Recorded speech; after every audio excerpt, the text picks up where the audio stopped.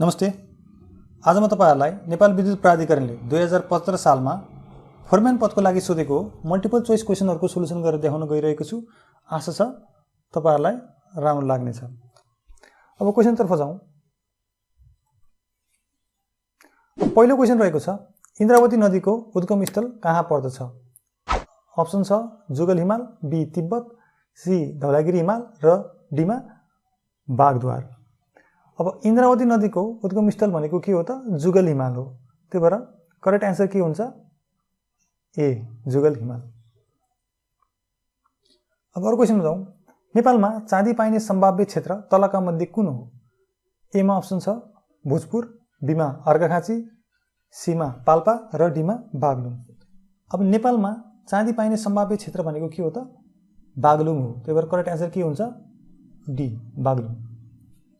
4 number क्वेशनमा रहेको छ, नेपालको हिमाली प्रदेशमा कतिवटा जिल्लाहरू पर्दछन्? ए मा 14, बी मा 15, सी मा 16 र डी मा 18। यसको करेक्ट आन्सर के हुन्छ? सी 16। यो 16 आन्सर कहिलेको हो त? यो पुरानो आन्सर हो हैन। पुरानो भनेको कस्तो भन्दा पहिला 16 वटा थियो, तर अब यो 16 संख्या चाहिँ परिवर्तन भएको छ। तर स्थानीय तह ऐन अनुसार अथवा स्थानीय सरकार सञ्चालन ऐन अनुसार चाहिँ अब हिमाली प्रदेशमा कतिवटा जिल्ला छन् त? 21 वटा जिल्ला छन्। स्थानीय तहको ऐन अथवा स्थानीय सरकार सञ्चालन ऐन अनुसार हिमाली प्रदेशमा 21 वटा जिल्ला छन्। यो चाहिँ याद राख्नुपर्छ। अब अर्को क्वेशन जाउँ। नेपाल विद्युत प्राधिकरण कुन ऐन अन्तर्गत स्थापना भएको हो? अप्सन ए मा छ Nepal electricity authority act, B मा Nepal electricity corporation act, C मा Nepal hydro electrical development act र डी मा नेपाल जलविद्युत एक्ट। अब नेपाल विद्युत प्राधिकरण केमा हो त? करेक्ट आन्सर के हुन्छ? ए नेपाल इलेक्ट्रिसिटी अथोरिटी एक्ट। यसलाई के पनि भन्छ त? एनईए एक्ट 2041 अनुसार। नेविप्रा ऐन 2041 अनुसार चाहिँ यो नेपाल विद्युत प्राधिकरण स्थापना भएको हो। करेक्ट आन्सर ए। अर्को क्वेशन छ 6 नम्बरमा, विद्युत चोरी नियन्त्रण ऐन अनुसार तलका मध्ये कुन कार्य गरेमा विद्युत चोरी भएको मानिदैन? हामीलाई यहाँ के सोधेको त? चोरी भएको मानिन्न भन्ने कस्तो काम हो भनेर सोधेको छ। भनेपछि अब तल अप्सनहरु हेरौँ। ऊर्जा मापक यन्त्र बाहेक अन्य लाइनबाट विद्युतको लाइन तान्ने कार्य गरेमा, मिटर बाहेक अन्तबाट लाइन ताने भने के हो त? त्यो मिटरमा अङ्क नउठ्ने गरी लाइन तानेमा त्यसलाई के भन्छ? विद्युत चोरी नै भनिन्छ हैन। अर्को विद्युत वितरकको स्वीकृति बिना सडक बत्तीको लागि लाइन तान्ने गरेमा, सडक बत्ती नै अनुमति नलिकन राख्न पाइएन, मिटर राखेर जडान गर्नु पर्यो हैन। यो पनि विद्युत चोरीमै आयो। सीमा के छ? टर्मिनल लिङ्क खोलेमा। अब ग्राहकले टर्मिनल लिङ्क खोल्यो भने त्यो पनि के हुन्छ? सीमा छ टर्मिनल लिङ्क खोलेमा। ग्राहकले मिटरको टर्मिनल लिङ्क खोल्न पाउँदैन। यदि त्यस्तो कार्य गरेमा के हुन्छ? त्यो पनि चोरी नै मानिन्छ।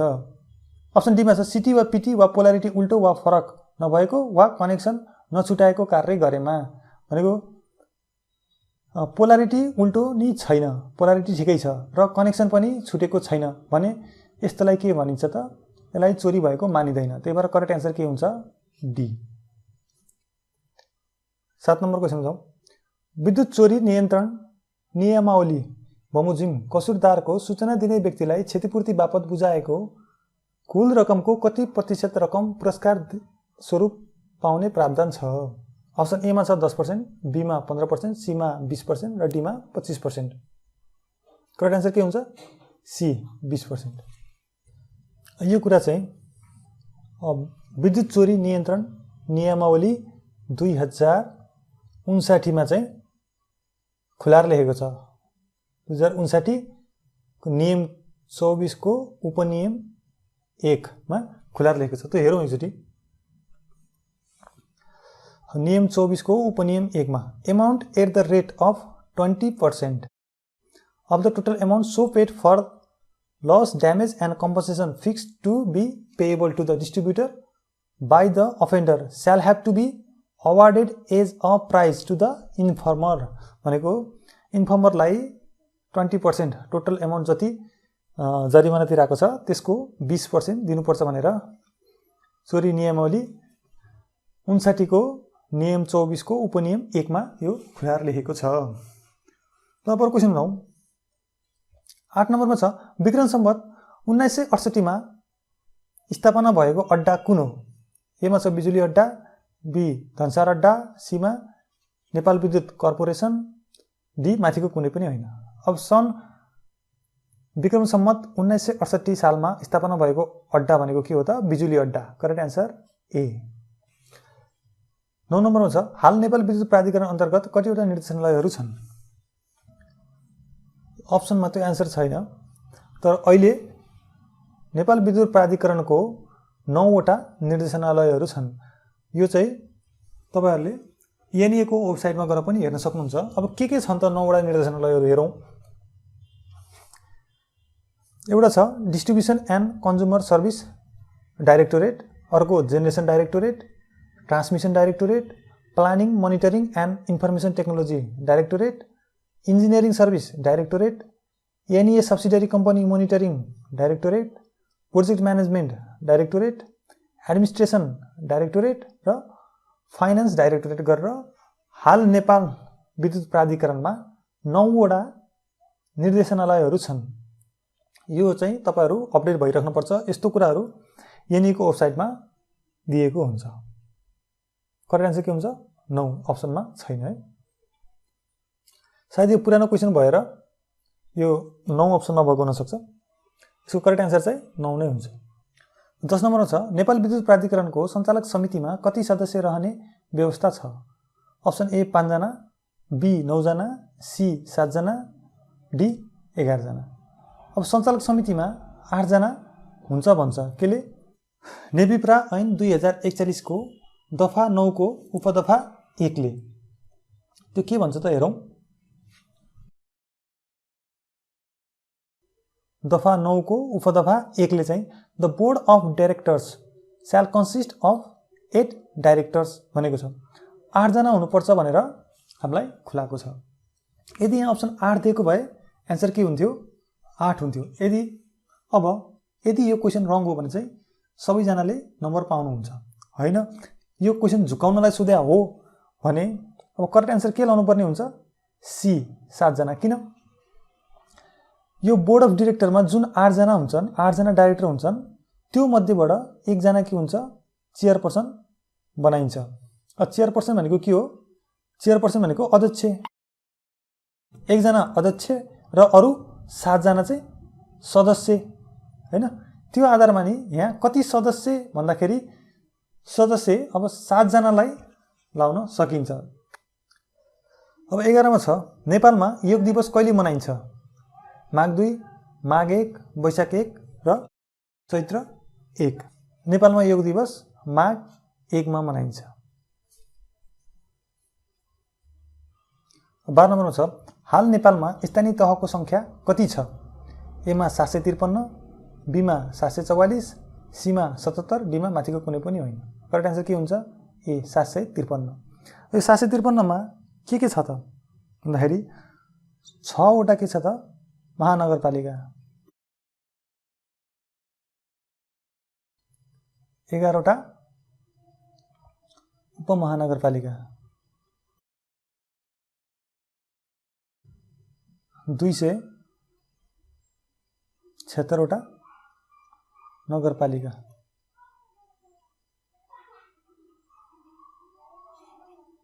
र 460 वटा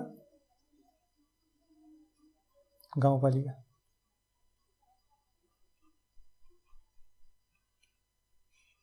कति हुन्छ? 753 वटा स्थानीय तह छ।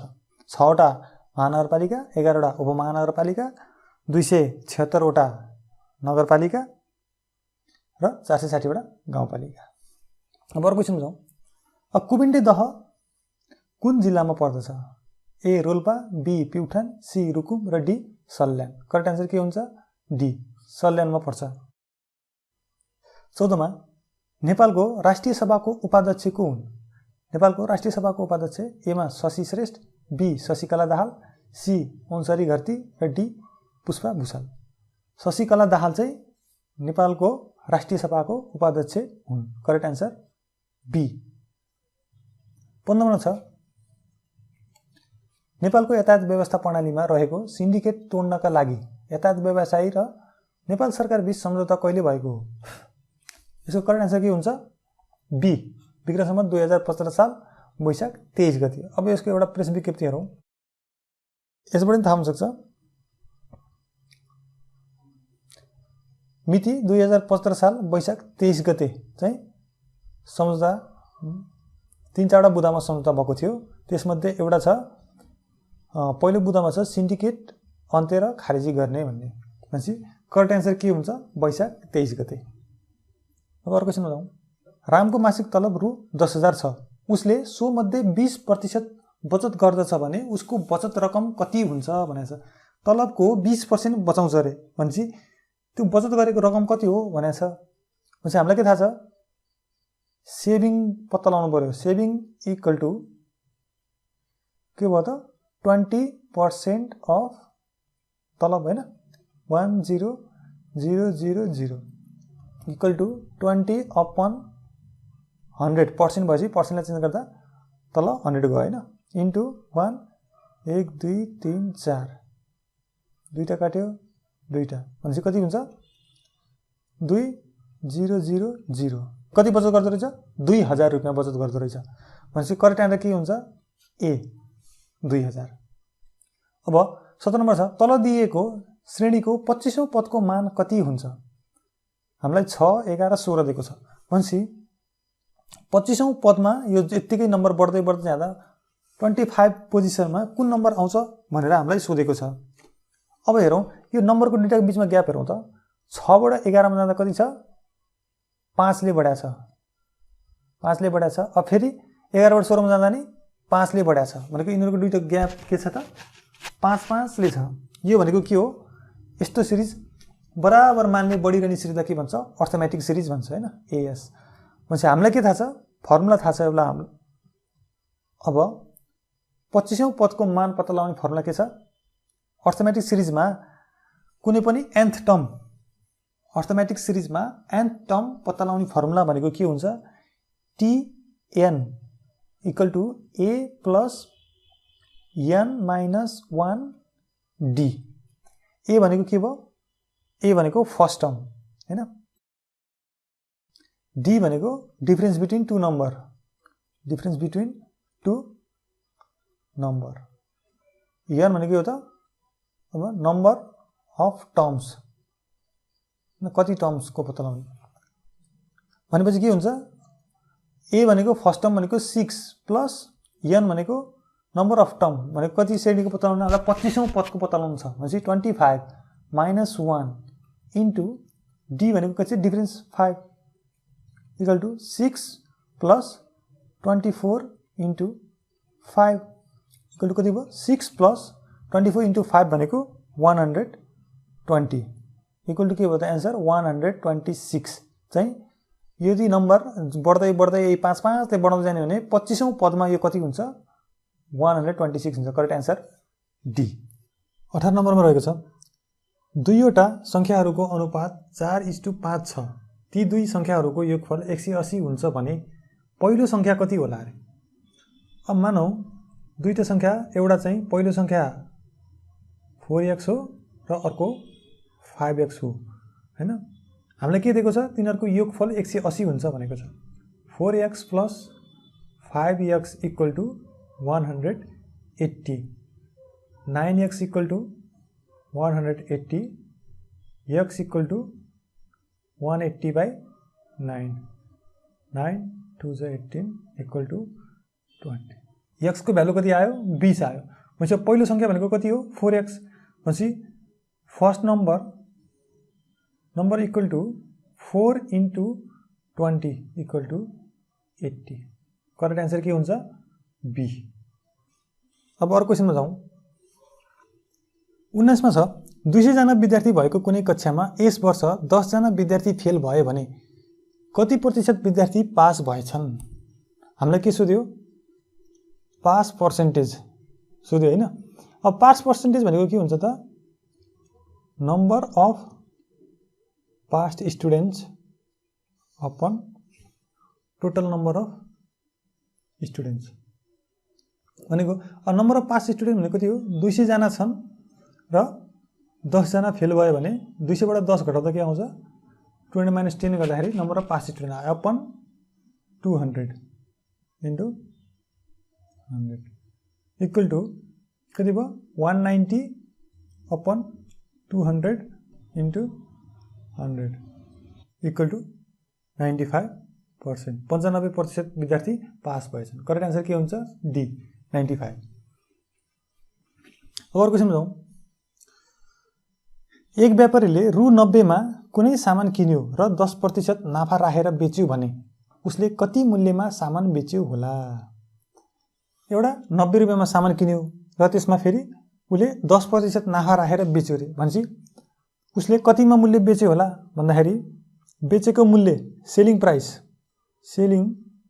प्राइस इक्वल टु कति हुन्छ त कस्ट प्राइस प्लस प्रॉफिट हैन।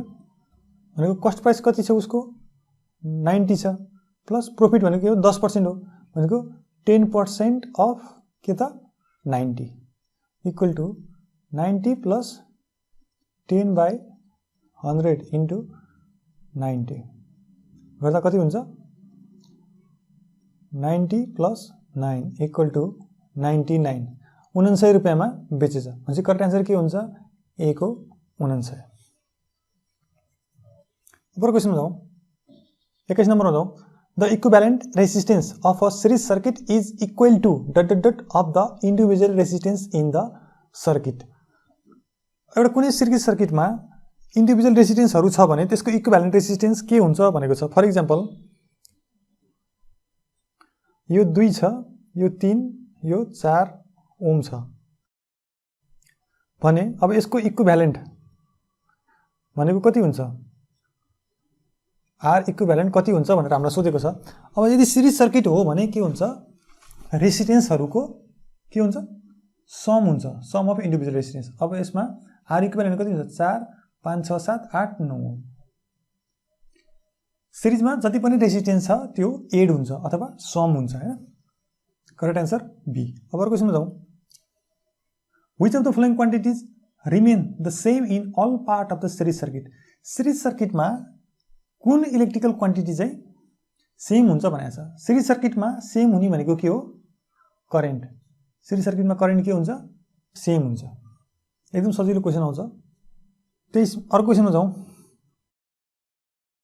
The relationship between the resistance of a conductor R, its specific resistance rho, its length L and cross sectional area A is. हामीलाई के थाहा छ रेसिस्टेन्स को formula R equal to rho L by A भनेको specific resistance into length upon area भनेको rho L by A। Correct answer A। 24 मा छ the specific resistance of a wire depends upon its. Specific resistance भनेको के हो रो। यो केमा depend गर्छ त अप्सन छ A length, B cross sectional area, C dimension, D material. Specific resistance depend गर्ने भनेको मेटेरियलमा है। Correct answer D. अर्को क्वेशन जाउँ। The unit of magnetic flux is A मा tesla, B weber, C pascal, D farad. Farad के को unit हो यो युनिट अफ क्यापेसिटेन्स। क्यापेसिटेन्स को युनिट के हो फ्याराड। पास्कल के को युनिट हो प्रेसर को। अब म्याग्नेटिक फ्लक्स को युनिट के हो त वेबर। टेस्ला भनेको के हो त unit of magnetic flux density. Magnetic flux density भनेको के हो यसलाई 1 टेस्ला इक्वल टु के हुन्छ 1 weber per metre square. Magnetic flux को युनिट वेबर, टेस्ला भनेको म्याग्नेटिक फ्लक्स डेन्सिटी को युनिट हो।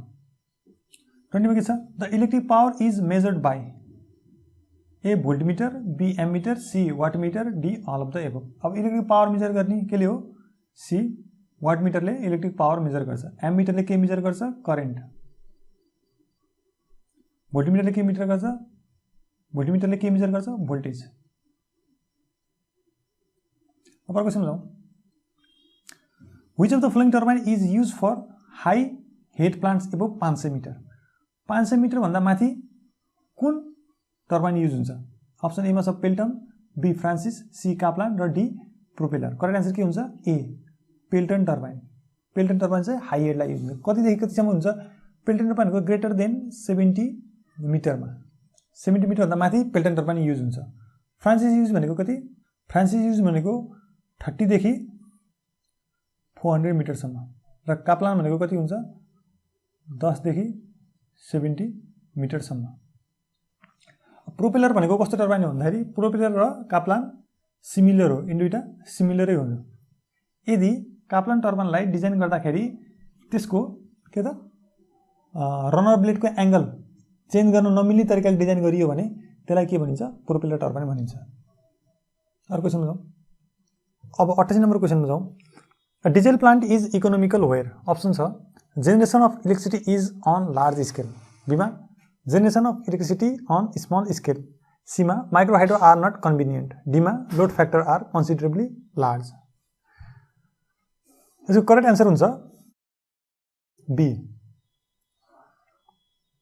किन डिजेल प्लान्टको इकोनोमिक्स भनेको त्यसको साइजसँग डाइरेक्टली प्रोपोर्सनल जस्तै हुन्छ जति त्यसको साइज बढ्दै जान्छ त्यो अनइकोनोमिकल हुँदै जान्छ त्यही भएर अब युज गर्न त माइक्रो हाइड्रो जहाँ कन्भिनियन्ट हुँदैन त्यहाँ पनि युज गर्न सकिन्छ हैन अप्सन सी चाहिँ हुन सक्छ त्यहाँ युज गर्ने भनेर क्वेशन सोध्यो भने चाहिँ अप्सन सी पनि हुन सक्छ तर हामीलाई यहाँ इकोनोमिकल भनेर सोधेकोले के हुन्छ त जहाँ स्मल स्केल छ त्यहाँ मात्रै युज गर्न सकिन्छ भनेपछि करेक्ट आन्सर के हुन्छ बी 29 मा छ an ideal transformer does not change A मा भोल्टेज बी मा पावर सी मा करेन्ट डी मा नन अफ द एबोभ अब आइडियल ट्रान्सफर्मरले के चेन्ज गर्दैन भनेको छ के चेन्ज गर्दैन पावर प्राइमरीमा जति पावर इन्ट्री भयो सेकेन्डरीबाट पनि त्यति नै एक्जिट हुन्छ आइडियल ट्रान्सफर्मरमा without loss correct answer B अब अर्को क्वेशनमा जाउँ which of the following AC motor is widely used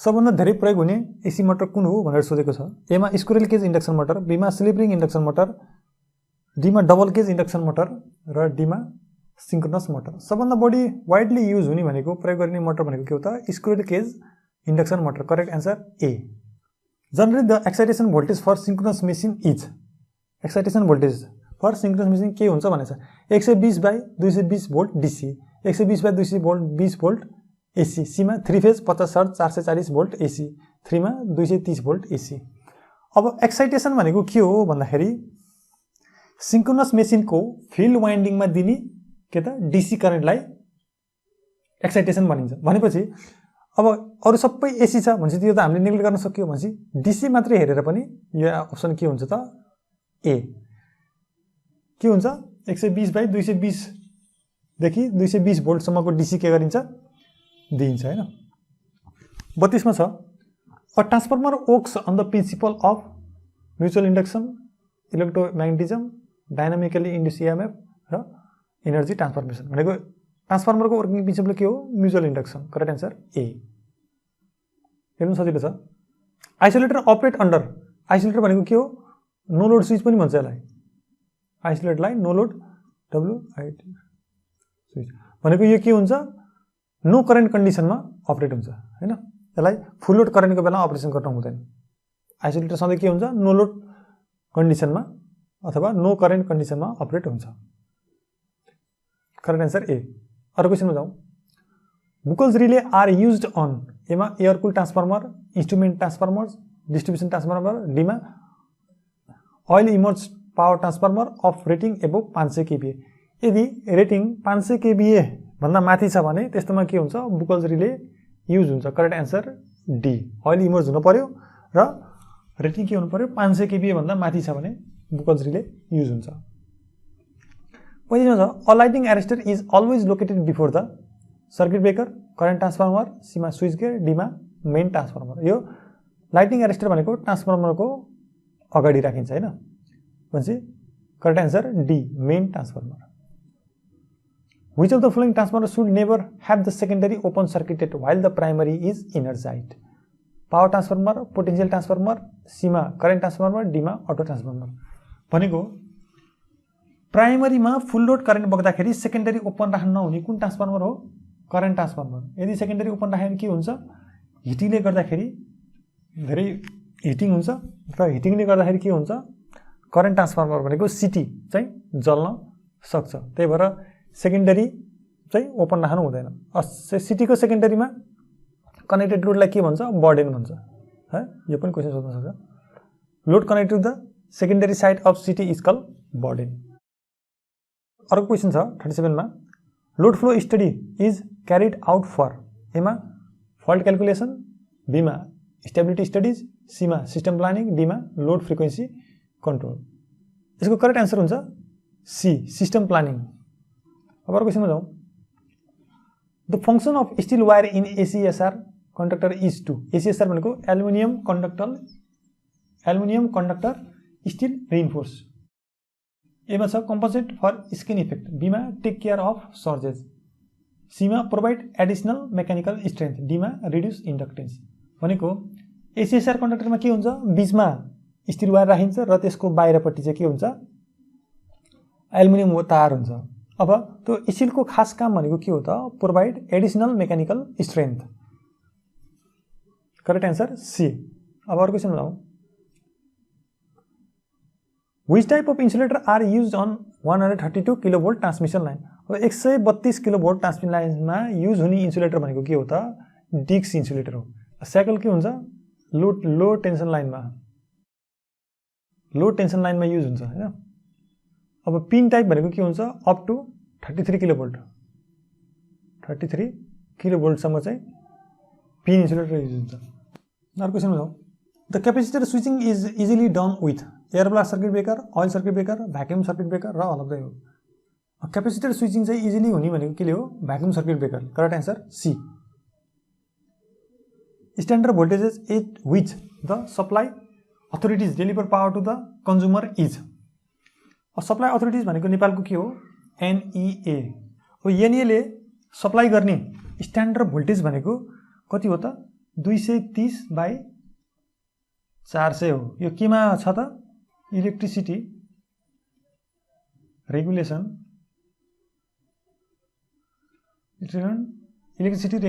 2050 मा चाहिँ यो कुरा उल्लेख छ। एनइएको स्ट्यान्डर्ड अनुसार त यहाँ अप्सनै छैन। भन्छ अब मिल्दोजुल्दो के छ त भन्दाखेरि single phase 240 volt 50 hertz 2 wire, none of the above भन्ने 2 वायर, यो पनि मिल्न सक्छ। अर्को 3 phase 415 volt 50 hertz 4 wire, 3 phase 415 volt 50 hertz 3 wire र बोथ ए एन्ड बी। भनेपछि करेक्ट आन्सर के हुन्छ? Both A and B. 2 wire पनि हुन्छ, 4 वायर पनि हुन सक्छ हैन। सिंगल फेज र 3 फेज भनेपछि both A and B the correct answer. The distribution transformer is rated in. Transformer सधैँ केमा रेटेड हुन्छ? केभीएमा। केभीए भनेको किलो भोल्ट एम्पियर। अर्को क्वेसनमा जाउँ।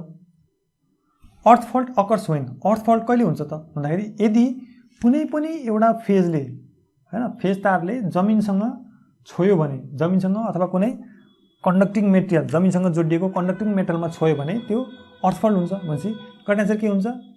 ए one of the phases wire make contact with earth or any earth conducting material. अर्थसँग conducting गरेको material अथवा चुडेर अर्थलाई नै छोयो भने त्यस्तो केसमा के हुन्छ? अर्थ फल्ट हुन्छ फेज कन्डक्टरले। अर्को क्वेसन जाउँ 44 मा। A 3 phase 4 wire system is commonly used on. 3 phase 4 wire system कहाँ युज हुन्छ? Primary transmission, secondary transmission, primary distribution र सेकेन्डरी डिस्ट्रिब्युसन। भनेको 3 फेज 4 वायर युज हुने भनेको के हो? न्युट्रल सहितको सेकेन्डरी डिस्ट्रिब्युसन सिस्टममा युज हुन्छ। अर्को क्वेसनमा जाउँ। 45 मा छ। The ampere hour capacity of a battery is based on a dollar discharge period. Ampere hour capacity चाहिँ केमा बेस्ड हुन्छ त? 1 आवर डिस्चार्ज पिरियडमा। भनेको अब 10 एम्पियर आवर रहेछ भनेको 10 एम्पियर आवर छ ब्याट्रीको क्यापेसिटी भनेको मतलब के हो त? 10 एम्पियर फर कति त? 1 आवर। जबसम्म टाइम खुलाउँदैन त्यो के हुन्छ? 1 आवर नै हुन्छ। 10 एम्पियर आवर ब्याट्री भनेको यदि त्यसको आवर खुलाएको छैन भने 10 एम्पियर फर 1 आवर दिन सक्छ भने है। नम्बर क्वेसनमा जाउँ। Indirect method of testing machine is preferred because. अब इन्डाइरेक्ट मेथड किन प्रिफर गरिन्छ भन्दाखेरि त्यसको फाइदा के हुन्छ, एउटा पावर रिक्वायरमेन्ट थोरै हुन्छ हैन। अब त्यसलाई एक्चुअल जुन फिल्डमा गएर युज गर्नुपर्ने हो लोडिङ, एक्चुअल लोडिङको आवश्यकता पर्दैन र कुनै पनि लोडकोमा हाफ लोड होस् या फुल लोड होस् त्यसको इफिसियन्सी क्यालकुलेट गर्न सकिन्छ। त्यही भएर करेक्ट आन्सर के हुन्छ, अल अफ द एबोभ। 47 मा छ equipment history card are meant to record.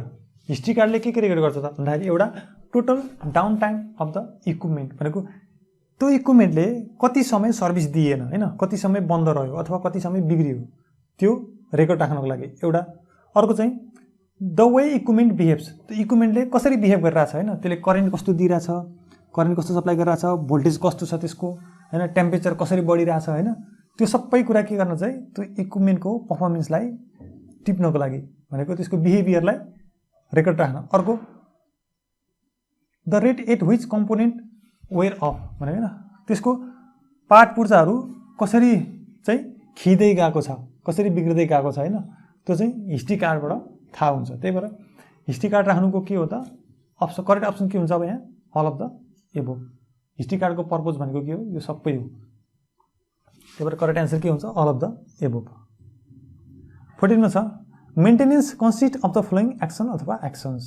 Maintenance भनेको के हो त भन्दाखेरि रिप्लेसमेन्ट अफ द कम्पोनेन्ट, कुनै कम्पोनेन्ट बिग्रिएको छ भने कम्पोनेन्टलाई चेन्ज गरिदिने। अर्को रिपेयर अफ द कम्पोनेन्ट भनेको बिग्रिएको छ भने त्यसलाई बनाइदिने। अब सर्भिस अफ द कम्पोनेन्ट भनेको नि यो रिपेयर जस्तै हो सर्भिस भनेपछि अब मेन्टेनेन्स भनेको के पर्यो त all of the above. D option चाहिँ correct. The install capacity of under construction upper Tamakoshi hydro electric project is कति हो, 456 मेगावाट। 456 मेगावाट भनेको अन्डर कन्स्ट्रक्सन तामाकोसीको install capacity. Correct answer C. 50 मा छ the transmission voltage of Khimti Dhalkebar line is. Transmission voltage of Khimti Dhalkebar line is कति हो त, Khimti ढल्केवरको transmission voltage भनेको 220 किलो भोल्ट हो। यिनै थिए 2075 सालमा फोरम्यान पदको लागि सोधेका मल्टिपल चोइस क्वेसनहरू। आशा छ तपाईहरूले धेरै नयाँ कुरा सिक्ने मौका पाउनु भएको छ। यदि तपाईहरूलाई यो भिडियो राम्रो लाग्यो भने कृपया भिडियो लाइक तथा सेयर गरिदिनु होला र च्यानललाई पनि सब्स्क्राइब गरिदिनु होला। र छिट्टै नै अर्को भिडियो ल्याउने बाचा गर्दै अहिलेलाई बिदा हुन चाहन्छु। हस्त नमस्ते।